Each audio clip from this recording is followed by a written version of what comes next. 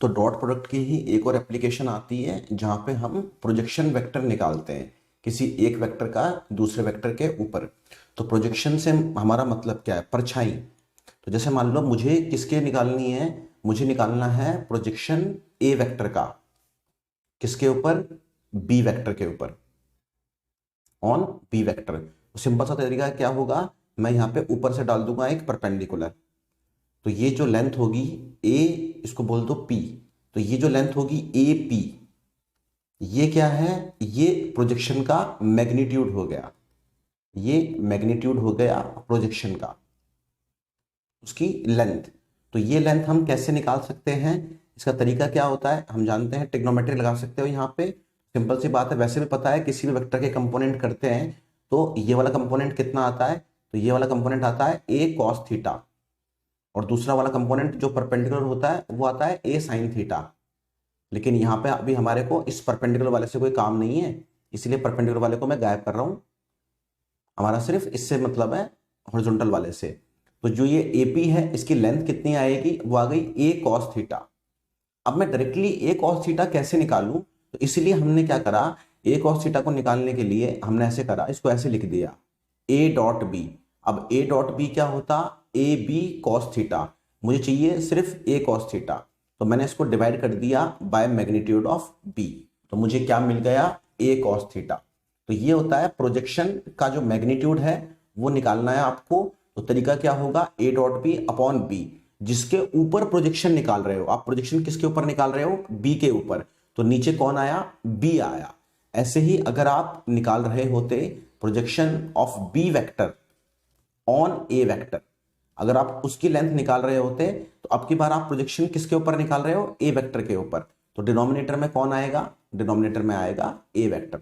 जिसके ऊपर निकालते हो प्रोजेक्शन, उस वो ही नीचे आता है। अब ये तो हुआ सिर्फ मैग्नीट्यूड। दूसरी बात रह गई वेक्टर फॉर्म में। अब जो ये प्रोजेक्शन आया है, ये तो एपी तो सिर्फ मैग्नीट्यूड है, डायरेक्शन क्या है? अगर मुझे निकालना हो प्रोजेक्शन वेक्टर, तो प्रोजेक्शन वेक्टर क्या हो जाएगा? तो वो हो जाएगा मैग्नीट्यूड, वो तो हो गया एपी, और साथ में क्या आएगा? डायरेक्शन। तो अब प्रोजेक्शन वेक्टर की डायरेक्शन निकालनी है। जाहिर सी बात है, डायरेक्शन कौन सी डायरेक्शन है? ये डायरेक्शन किसकी डायरेक्शन होगी? तो ये डायरेक्शन किसकी आएगी? बी वेक्टर की डायरेक्शन आएगी। प्रोजेक्शन बी वेक्टर के अलोंग ही तो है, तो ये किसकी डायरेक्शन आनी चाहिए? बी वेक्टर की। तो प्रोजेक्शन वेक्टर क्या होगा? प्रोजेक्शन वेक्टर क्या हो जाएगा?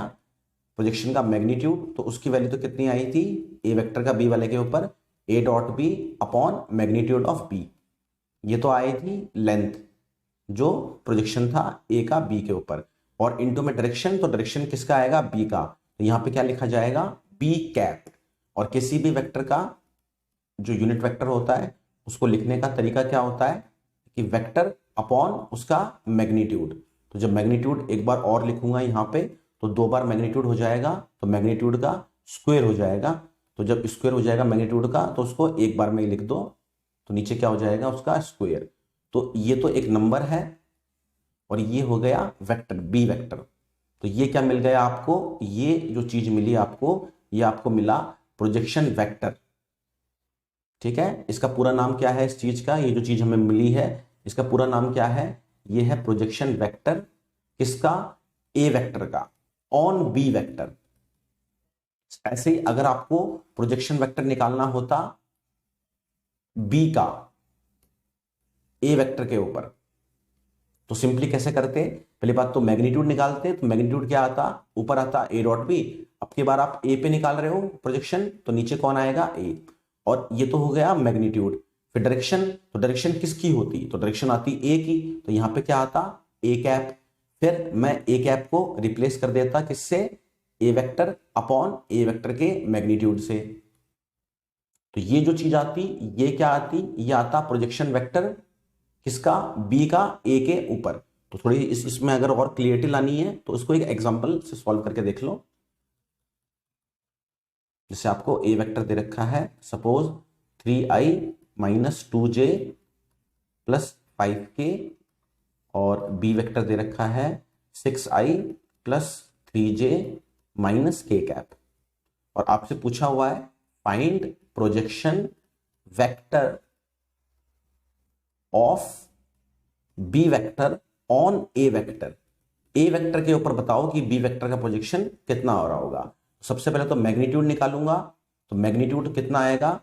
अब प्रोजेक्शन में ऊपर तो ए डॉट बी ही आता है मैग्नीट्यूड में, हाँ नीचे क्या आएगा, तो प्रोजेक्शन किसके ऊपर है, बी वेक्टर का ए वेक्टर के ऊपर प्रोजेक्शन है, तो जिसके ऊपर होता है प्रोजेक्शन उसका मैग्नीट्यूड आता है नीचे, तो ये तो आएगा मैग्नीट्यूड। तो पहले तो मैग्नीट्यूड निकाल लेते हैं, तो ए डॉट बी करूंगा तो क्या आएगा, ए डॉट बी करूंगा तो 3 इंटू 6, आई वाले को आई वाले के साथ तो 18, फिर -2 को 3 के साथ तो -6, जे वाले को जे के साथ, के वाले को के साथ, फिर ए का मैग्नीट्यूड, तो ए का मैग्नीट्यूड आएगा रूट के अंदर 3 का स्क्वायर 9, -2 का स्क्वायर 4, 5 का स्क्वायर 25, तो ये वैल्यू हुई 18 -11, तो ये वैल्यू हुई 7 ऊपर तो, और नीचे कितना आ जाएगा, तो ये आ जाएगा 13, तो 23, तो ये 38 हो गया क्या, 25, तो ये हाँ √38, तो ये तो आया मैग्नीट्यूड।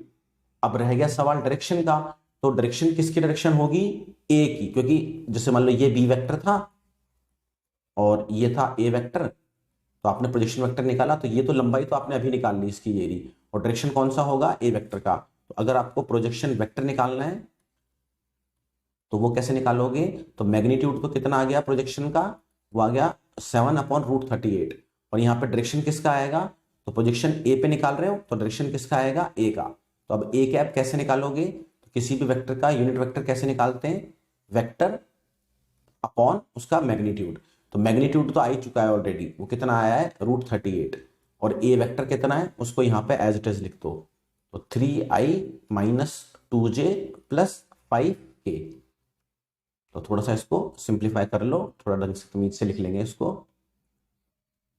तो ये कितना हो जाएगा, 7 को मल्टीप्लाई कर दो तो 21i - 14j + 35k, और √38 और √38, तो ये हो जाएगा 38, तो इसको इस तरह से लिख लो। अब अपने आप काटापीटी कर लियो, तो ये जो आपका आंसर आया है ये क्या आया है, ये आपका आंसर आया है projection of B vector on A vector, तो ये चीज भी आपको आनी चाहिए।